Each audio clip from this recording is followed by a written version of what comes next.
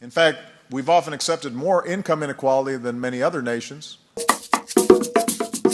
One of the catchphrases that you hear on campaign trails all over the country, whether it's running for the White House or looking to win election to the city council in Chicago, is the whole idea of income inequality.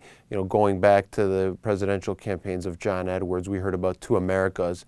Just this week, one alderman who is said to be considering a run for mayor, Bob Fioretti, sent out a pitch for fundraising, appealing to this concept of two Chicagos, where there's a gulf that's growing between the very rich and the very poor.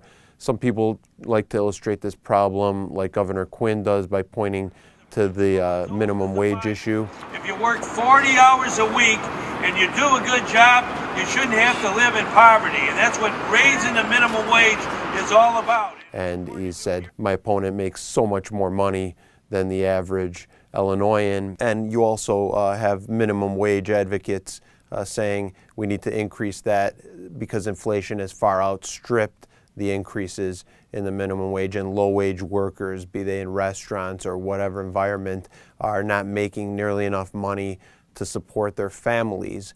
We tried to take a little bit more of an empirical approach to looking at how severe the problem is and what is the extent of income inequality.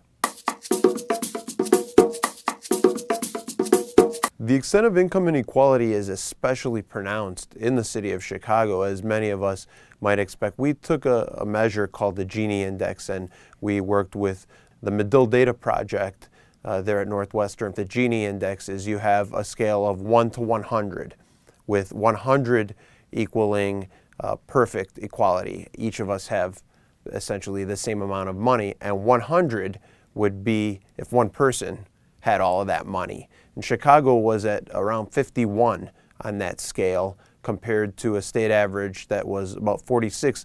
And 25 years ago in 1990, the Medill Data Project found that the state and the city had about the same levels of inequality, but the wealth distribution has changed so dramatically that Chicago is far worse.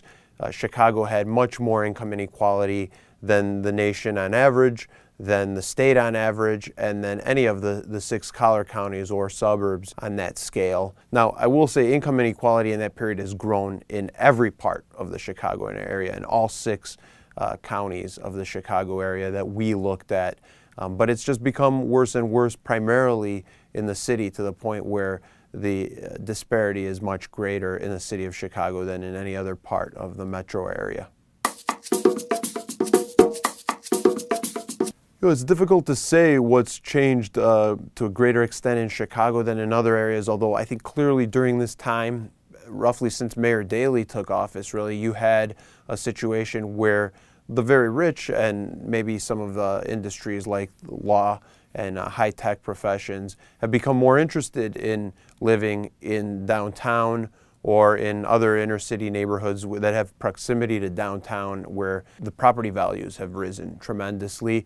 At the same time, you had the high-rise public housing developments got torn down, and what you have less and less of is the middle class. And again, it's not a phenomenon that's entirely unique to Chicago.